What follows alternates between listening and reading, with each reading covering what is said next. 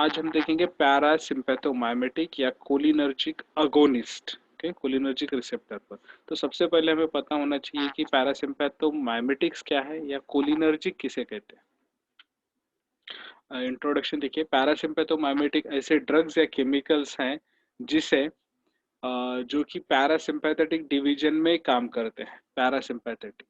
Okay, उसके बाद ऐसे कंपाउंड जो कि एसिटाइल कोलिन के जैसी एक्शन बताते हैं, acetyl choline at a parasympathetic system. Okay, जो प्रीवियस था सिंपैथेटिक, उसी का ये पैरासिम्पैथेटिक सिस्टम है। तो इसके अलग अलग नाम भी हैं, जैसे कि कोलिनोमाइमेटिक, कोलिनर्जिक अगोनिस्ट, कोलिनर्जिक ड्रग्स। ये सब इसके सिनोनिम्स है, इन सभी नामों से ये कैटेगरी जानी जाती है। उसके बाद ये एक्शन कैसे बताए, कोलिनर्जिक ड्रग्स जो कि हम पढ़ने वाले हैं plus cholinergic receptor gives you the parasympathetic action.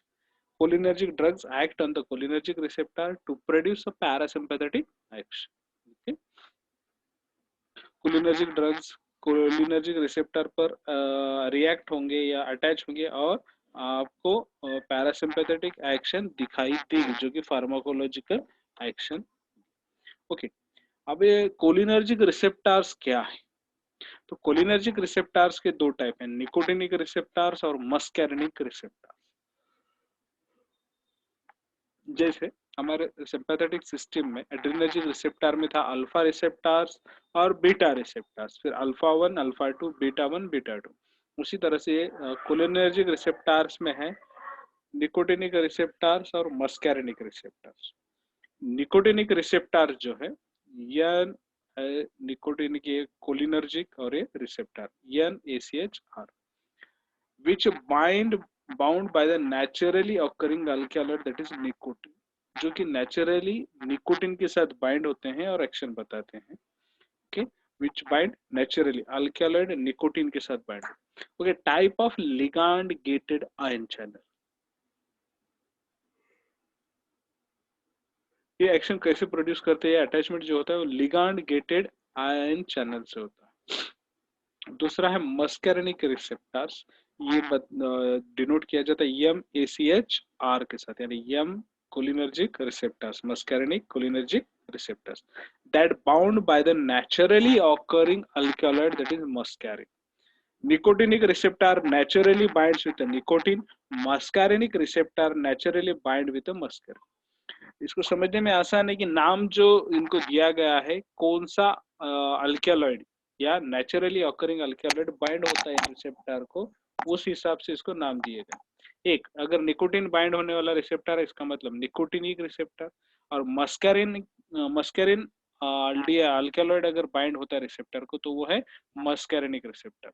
अब मस्कैरिनिक रिसेप्टर या एक्शन किस तरह से बताते हैं या इनका टाइप या क्लास कैसा है, तो जी प्रोटीन कपल्ड रिसेप्टर। ओके, ये अलग सिमिलर टाइप है जैसे हमने प्रीवियस देखे थे एड्रेनर्जिक में, उसी तरफ उसमें सभी जी प्रोटीन कपल्ड रिसेप्टर थे। ये जो निकोटिनिक है ये थोड़ा अलग है, ligand gated ion channel receptor. ये जो है कुछ स्ट्रक्चर है आपके निकोटिनिक रिसेप्टर की।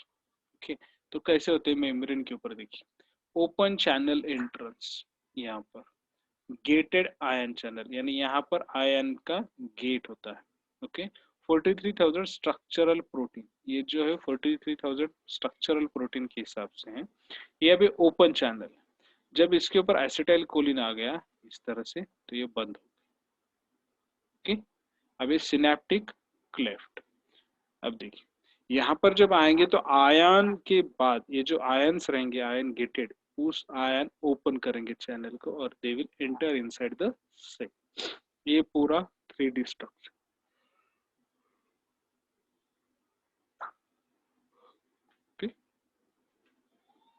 अब कोलिनर्जिक रिसेप्टर का रिव्यू देखेंगे हम, cholinergic as well as muscarinic. देखिए ये उसी का है, यहाँ पर रिपीट हुआ है इसलिए स्लाइड आगे। ओके, मस्कैरिनिक रिसेप्टर्स में सब टाइप है M1, M2, M3 receptor.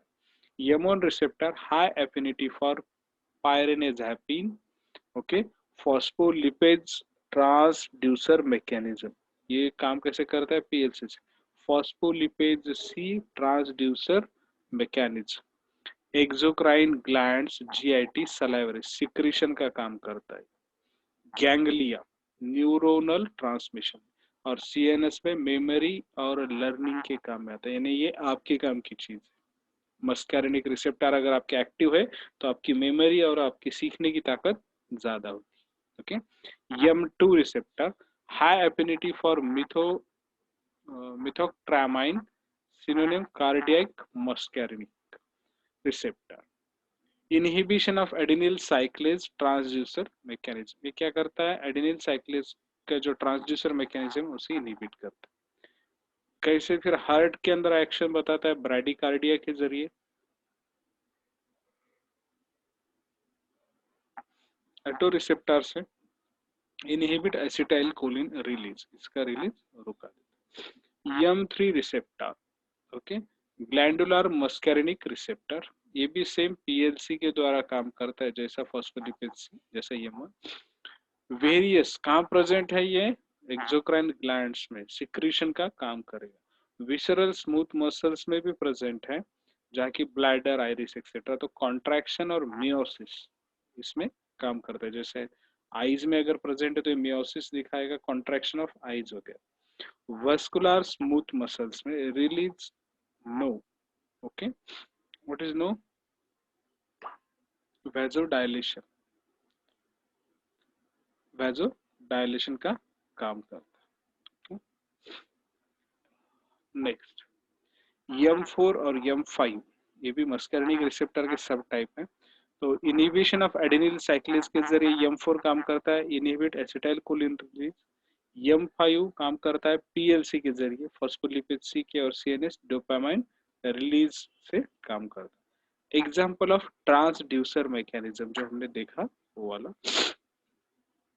Transducer mechanism देखिए, एसी एसिटाइलकोलिन जीआईआर, अभी एसिटाइलकोलिन रिसेप्टर एम2 पर रिएक्ट होगा, जी कपल्ड प्रोटीन है, एडिनिल साइक्लेज पर एक्ट होगा, एटीपी से साइक्लिक एएमपी फिर पीके, ओके, पीके से प्रोटीन काइनेज ए, ओके, फिर ये एक्शन काम करेगा कैल्शियम चैनल पर, कैल्शियम चैनल विल अटैक और give impulses to the sarcoplasmic reticulum, वहां से फिर एक कैल्शियम चैनल रिलीज होगा and gives the result as a contraction.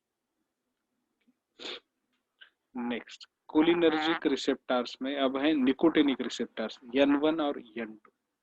Neuronal muscular junction पर ये रहते हैं, जहाँ की मस्कुलर कॉन्ट्रैक्शन का काम करते हैं। Stimulated by phenyl trimethyl ammonium, okay, blocked by succinyl choline D tubocurarine. और N2 है एटोनॉमिक गैंग्लिया पर प्रेजेंट रहते हैं, जहाँ की neuronal transmission stimulated by tetramethyl ammonium, okay, stimulated by tetramethyl ammonium and dimethyl 4-phenylpiperazine DMPP, blocked by hexamethonium and trimethaphan, okay, इस तरह से एक्शन बताते हैं। नेक्स्ट न्यूरोकेमिस्ट्री क्या है, acetylcholine is released from storage granules by action potential and calcium channel. Stimulate cholinergic receptor. Choline, ये भी Colin है, ये अंदर आ गया। उसके बाद फॉस्फोरिल कोलिन, उसके बाद पायरुवेट जो हम अलग अलग इससे बनाते हैं, फिर उसके बाद एसिटाइल कोए, ये acetyl choline will release to give the attack on the receptor और स्टिमुलेट द रिसेप्टर, ये synaptic cleft, okay. And acetyl CoA ये ग्लाइकोजेनेसिस ग्लाइकोलिसिस में एंड प्रोडक्ट पायरुवेट है, लैक्टेट है, तो वहां से पायरुवेट आएगा। पायरुवेट और फॉस्फोरिल कोलिन ये मिलकर एसिटाइल कोए बनाते हैं, और ये acetyl CoA will responsible to activate the acetyl choline, जो कि रिसेप्टर पर जाएगा, फिर it will release the acetyl, okay.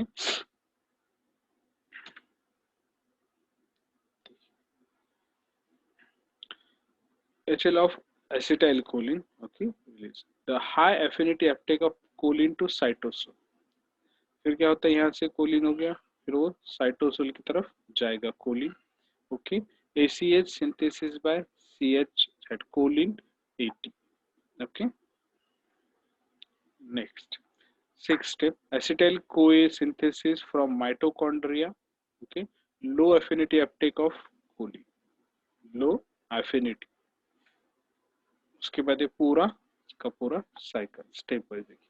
First acetyl choline receptor पर जाएगा, रिसेप्टर को एक्टिवेट करेगा. ओके, उसके बाद सेकंड स्टेप जो है रिसेप्टर एक्टिवेशन. थर्ड स्टेप है acetyl choline convert into the choline. Choline get reacted with acetate fourth step में. फिफ्थ स्टेट में ये कोलिन जाएगा सिनेप्टिक क्लेट के अंदर एज अ कोलिन. फिर वहां पर CH चाइटेनेट साइटोक्रोम 80 के जरिए वो कन्वर्ट होगा ACH में. Fifth step. सिक्स स्टेप में एसिटाइल कोई के जरिए वापस एसिटाइल कोलिन. ओके, फिर सेवेंथ वाला स्टेप कोलिन इनटू इधर से आएगा. Okay, which is converted into phosphoryl choline. ये सिक्स स्टेप दो है, ग्लूकोज से पायरुवेट, ये दोनों मिलकर फॉस्फोरिल कोलिन जो कि वापस acetyl. Okay, stereochemistry. The special arrangement of ACH acetylcholine is described by four torsional angles. चार टॉर्शनल एंगल से इसका अरेंजमेंट देख सकते हैं एसिटाइल कोलिन का. T1, C5, C4, N, C3. अब देखिए C5, C4, N, C3 ये वाला है. Torsional 2 O1, O5. अब देखिए यहाँ पर O1, C5, C4N ये वाला एक torsional angle. Torsional 3 C6, C6, O1, C5, C4 इधर वाला. यानी पहले ये वाला, फिर ये वाला, फिर ये वाला. और टॉर्शनल एंगल 4 जो है C7, C6, O1, C5 ये वाला एक, दो, ये तीन और ये चार इस तरह से. Torsional 2 determines the spatial orientation of amine to the ester group. Okay, torsional 2 determines the spatial orientation of amine. इसका इस एसिटेट ग्रुप के कंपैरिजन में क्या पोजीशन रहेगा वो डिटरमाइन करता है. एक्सरे डायफ्रैक्शन स्टडी जब की जाती है एसिटाइल कोलिन की तो torsional angle 2 on acetyl choline is 77 degree. Okay, positive यानी डेक्स्ट्रो रोटेटरी है. Agonist have seen clinical यानी Gaucher conformation with torsional 2 angle 68 to 89 degrees. NMR study में acetylcholine exist in Gaucher conformation. दोनों ने यही बताया कि Gaucher conformation. This may result from a strong intermolecular interaction that stabilize the conformation of these molecule in solution. अब देखिए ये सब हमें क्यों जानना है, क्योंकि रिसेप्टर है नेचुरली वर्किंग एसिटाइलकोलिन है. तो इसी से सिमिलर हमें हमारा ड्रग मॉलिक्यूल देना पड़ेगा, इसलिए we need to study this. यह एनएमआर की स्टडी में बताया कि gauche conformation. Okay, intermolecular interaction that stabilize the conformation of these molecules in solution, जिसकी वजह से इसका इंटरमोलिकुलर इंटरैक्शन होता है जो स्टेबलाइज करता है कन्फर्मेशन को. Computational study. Acetylcholine has a energy minima at a torsional angle to about 84 degree. Okay, next the conformation of receptor bound acetylcholine. receptor को जब acetylcholine bound होगा तो उसका क्या conformation होगा. The active conformation of acetylcholine on their M receptor means muscarinic receptor has a dihedral angle between 110 to 117 degree Celsius. यानी जब acetylcholine आपके रिसेप्टर को बाइंड होता है तो कौन सा उसके अंदर कन्फर्मेशन रहेगा. जब वो मस्कैरिनिक रिसेप्टर को बाइंड हो रहा है एसिटाइलकोलिन तो डायहेड्रल एंगल रहेगा और एंगल रहेगा 110 से 117 के बीच. That is anti clinical conformation. The active conformation of acetylcholine on the nicotinic receptor is a gauche conformation. Nicotinic में गॉचे रहेगा और मस्कैरिनिक में एंटी क्लिनिकल रहेगा. Mode of action. Hydrophobic pockets are located in the helix 4, 5, 6 and 7 of the muscarinic receptor. muscarinic receptor के helix जो कि position है 4, 5, 6 और 7 वहां पर हाइड्रोफोबिक पॉकेट्स बनते हैं. Ionic bonding between the positively charged quaternary nitrogen between positively charged quaternary nitrogen of acetylcholine and negative charge at the nicotinic site, that is ASP311 of the receptor, ये इधर bind होता है। Okay, इस तरह से ये पॉजिटिव इधर side में quaternary nitrogen and negative charge इस साइड में ASP311। Hydrogen bonding between ester oxygen of acetylcholine and esteratic site of the receptor, यहाँ पर ये हाइड्रोजन बॉन्ड, ये है हाइड्रोफोबिक पॉकेट्स। नेक्स्ट, ये है पूरा आपका structure of acetylcholine, onium group, ethylene group और ईस्टर ग्रुप। अब इसका सार देखेंगे हम parasympathomimetics. Onium group is essential for affinity and intrinsic activity. Affinity towards the receptor के लिए जाने के लिए इसकी एफिनिटी जरूरी है ओनियम ग्रुप के द्वारा, क्योंकि वो बाइंड होने वाला है पहले। It interact with a negatively charged aspartic acid residue of the receptor. Aspartic acid residue of receptor. That is ASP311. यहाँ पर जो है इधर साइड में ये बाउंड होता है, ये negative charge.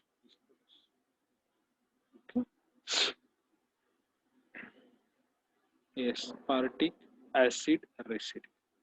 Trimethyl ammonium group is optimal functional moiety. Optimal functional activity के लिए ट्राई मिथाइल अमोनियम जरूरी। Exception is pilocarpine, arecoline and nicotine, ये एक्सेप्शन है ट्राइमिथाइल अमोनियम के। Substitution with larger alkyl groups, क्या होता है? लार्जर अल्किल ग्रुप अगर हम सब्स्टिट्यूट करेंगे तो एक्टिविटी डिक्रीज होती है। उसके बाद Easter group also essential for affinity, क्योंकि ये रिसेप्टर से बाइंड होता है। Form hydrogen bond with threonine and aspargine residue of the receptor side. अब ये थ्रियोनाइन, अर्जिनाइन, ये तो अमाइनो एसिड है, फिर रिसेप्टर में कहाँ से आ गए? तो receptors are nothing but the protein, proteins are consisting of amino acids, so that's why they are coming here.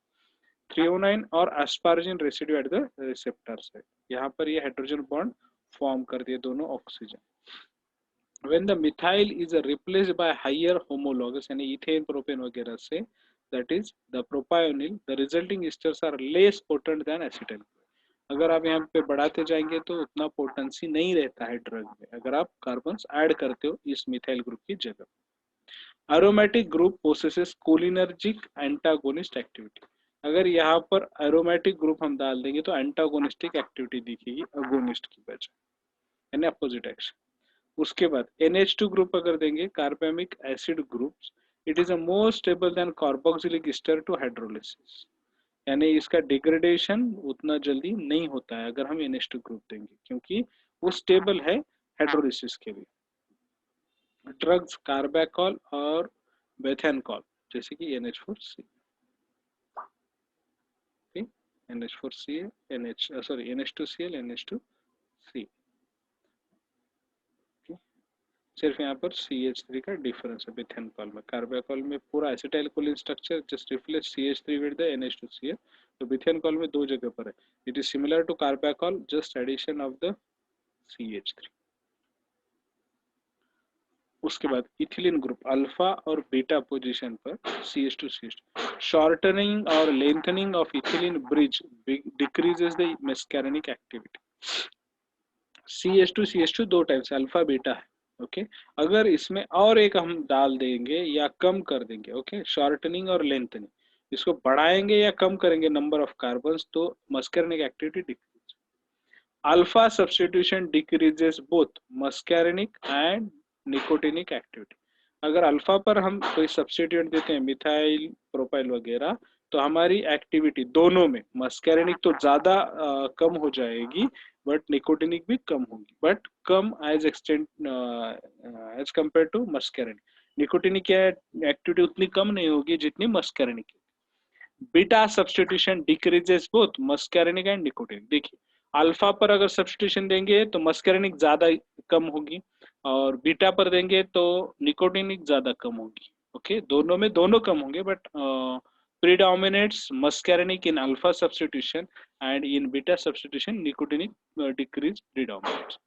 Drug methacholine यहाँ पर बीटा पर है, इसका मतलब आपकी मस्करिनिक एक्टिविटी थोड़ी कम होगी बट निकोटिनिक ज्यादा होगी. अब classification of cholinergic drugs, parasympathomimetics, directly acting, indirectly acting. Directly acting में choline esters, that is acetylcholine, methacholine, carbachol, bethanechol. Cholinomimetic alkaloids, that is arecoline, muscarine, pilocarpine. Okay, ये सब parasympathomimetics. Indirectly acting acetylcholine inhibitors, okay, जो कि acetyl choline esterase को inhibit करते हैं, acetylcholine का degradation नहीं होने देते हैं.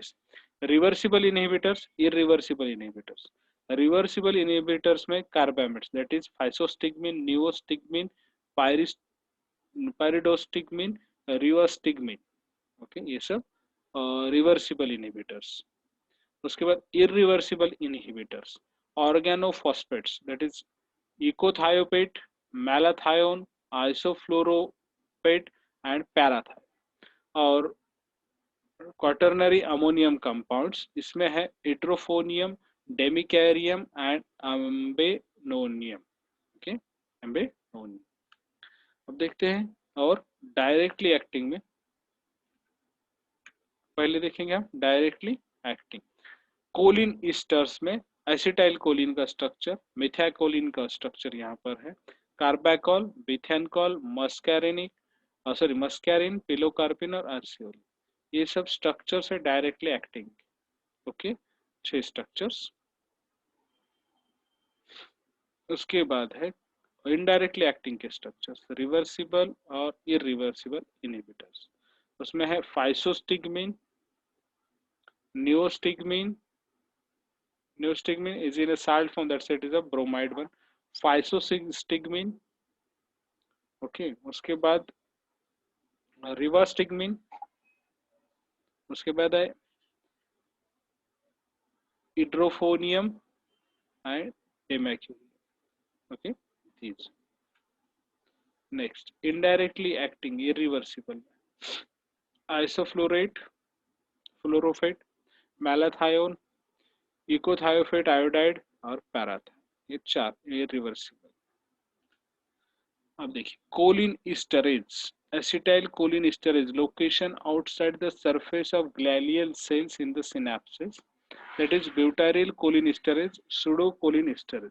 These metabolizes the acetylcholine, that is the by hydrolysis reaction, hydrolysis of acetylcholine.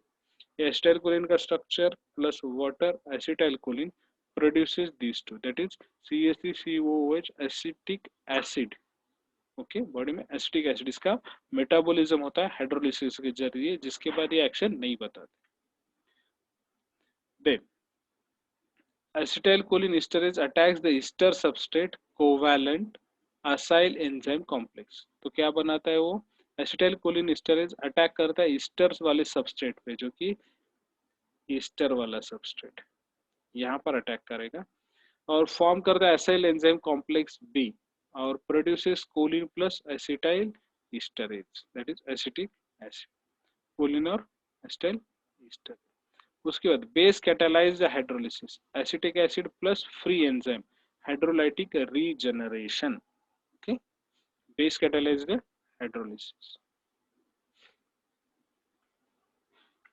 Next, acetylcholine esterase inhibitor, oxygen ester sulphur phosphorothionates. Okay, और सेलेनियम. ये क्या करते हैं, less electrophilic hence less potent. ये सब लेस इलेक्ट्रोफिलिक इसलिए लेस पोटेंट. ये सब इस तरह से यहाँ पे ऑक्सीजन सल्फर है सेलेनियम है एक ही जगह. R groups, alkoxy, allylic, aryl, aryl oxy और amino lipophilic. Okay, X fluoride, nitrile and para nitrophenoxy leaving. Okay, phosphate. Next, acetylcholine esterase inhibitors में enzyme phosphorylation, enzyme phosphorylation, attack of enzyme on stereotic site of a substrate, that is on acetylcholine, and removal of leaving group, that is the acetate group को वो निकाल देते हैं. Okay. Next, hydrolytic regeneration. The rate of hydrolytic regeneration of phosphorylated enzyme is much slower than that of carbamylated enzyme, and its rate is measured in hours, that is 8 hours. Because of inhibition, hydrolytic regeneration नहीं होता है क्योंकि वो naturally होता है, but अभी जब आप इनहिबिट कर रहे हो तो नहीं हो पाएगा क्योंकि उसका जो दैट ऑफ द कार्बोलाइटेड एंजाइम्स उससे ये कम होता है. एसिटाइलकोलिन एंजाइम इनहिबिटर्स में आगे, irreversible inhibitors leads ageing process बढ़ाते हैं. Cleavage of one or more phosphoester bonds while acetylcholine is a phosphorylated. Cleavage होता है इसमें, okay, one or more phosphodiester bond का क्लीवेज यानी बॉन्ड ब्रेक होता है. While acetylcholine is a phosphorylated, acetylcholine is phosphorylated. Thus, the aged phosphorylated enzyme does not undergo nucleophilic attack and no generation of acetylcholine esterase. वापिस regenerate नहीं होता.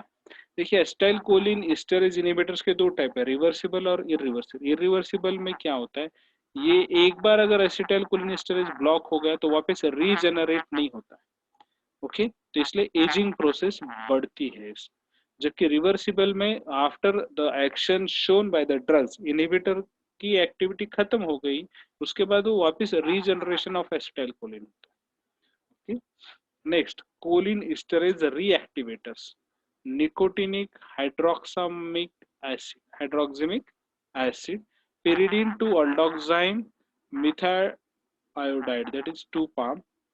Okay, removes organophosphates from enzyme, that is reactivation of enzyme. जो irreversible है उसको वापस reactivation किया जाता है by using the drugs, that is nicotinic hydroxamic acid और 2-palm इसका यूज कर. Directly acting drugs. ओके, अभी जो प्रोडक्ट्स है वो हम देखेंगे कि क्या क्या actual products. Acetylcholine chloride useful for cataract surgery during the placement of sutures. Cataract surgery में जब हम सुचर्स लगाते हैं आंख में तो उसकी सुचर्स लगाते टाइम इसका यूज होता है. Methacholine chloride, acetyl beta methylcholine chloride, no nicotinic effect, nicotinic receptor पर इसका कोई एक्शन नहीं. Methacholine can exist as a yes isomer, is a more potent than muscarinic R, and R have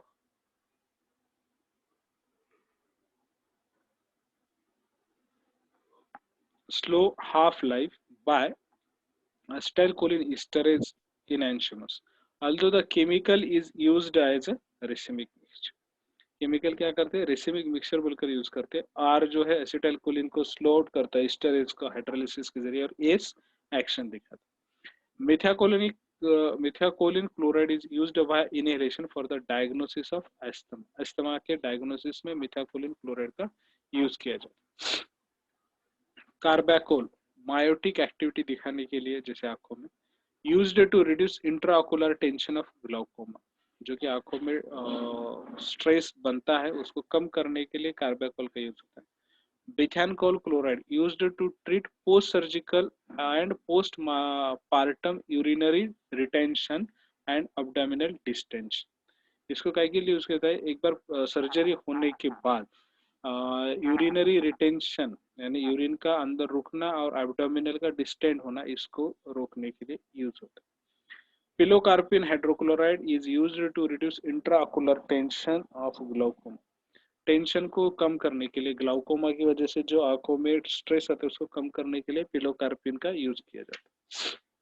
reversible inhibitors, फाइसोस्टिग्मिन.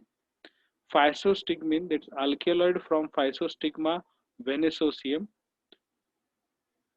Used in treatment of glaucoma के treatment में use किया जाता है. As an antidote for atropine poisoning and other anticholinergic drugs. अगर atropine का poisoning हो जाता है तो उसका एंटीडोट बोलकर भी फाइसोस्टिग्मिन को यूज करते हैं, क्योंकि अदर एंटीकोलिनर्जिक ड्रग्स की वजह से भी अगर पॉइजनिंग होता है तो neostigmine used as antidote for depolarising neuromuscular blocking drugs. Neuromuscular अगर कोई पॉइजनिंग होता है न्यूरोमस्कुलर ब्लॉकिंग ड्रग्स का तो उसमें एंटीडोट बोलकर न्यूरोस्टिग्मिन का यूज करते हैं। In the treatment of myasthenia gravis इसमें भी इसका यूज होता है। रिवर्सिबल इनहिबिटर्स उसमें देखिए pyridostigmine और ambenonium chloride treatment of myasthenia gravis. Demecarium bromide 20 prostigmine molecule है। It is a long acting miotic used to treat wide angle glaucoma यानी आंखों का जो ग्लाउकोमा होता है उसको लॉन्ग एक्टिंग यानी ज्यादा देर तक एक्शन दिखने के लिए डीमिरकैरियम ब्रोमाइड का यूज होता है। Reversible inhibitors rivastigmine galantamine donepezil and tacrine reversible inhibitors है ऑफ एसिटाइलकोलिन एस्टरेज के used to treat Alzheimer's disease age related brain disorder में इसका जो अल्जीमियर्स डिसीज है कि भूलने की बीमारी होती है जैसे जैसे उम्र बढ़ती है तो वो हिसाब से इसको ट्रीट करने के लिए डोनेजापिल गैलेंथामाइन और टैकेरिन हाइड्रोक्लोराइड का यूज करते हैं। इरिवर्सिबल इनहिबिटर्स में आइसोफ्लोरोपेट इकोथायोपेट लॉन्ग एक्टिंग एंटीकोलिन स्टेरेज एजेंट्स है स्टेरेज को इनहिबिट करते हैं in the treatment of glaucoma. उसके बाद मैलाथायोन या पैराथायोन एग्रीकल्चरल इंसेक्टिसाइड्स बोलकर यूज किया जाता है इसका। कोलिन स्टेरेज रिएक्टिवेटर्स ओके कोलिन स्टेरेज को वापस एक्टिवेट करने के लिए जबकि रिवर्सिबल यूज करने के बाद इसका यूज करना कंपलसरी हो जाता है। Pralidoxime chloride okay antidote for poisoning by parathion and related pesticides अगर ये पेस्टिसाइड्स की वजह से अगर पॉइजनिंग होता है तो प्रालिडॉक्सिम क्लोराइड का यूज करते हैं। Okay this is all about the parasympathomimetic agents. Okay, here we have completed the part of the unit 3 or a first part that is parasympathomimetics. In the next lecture we will discuss about the parasympatholytics.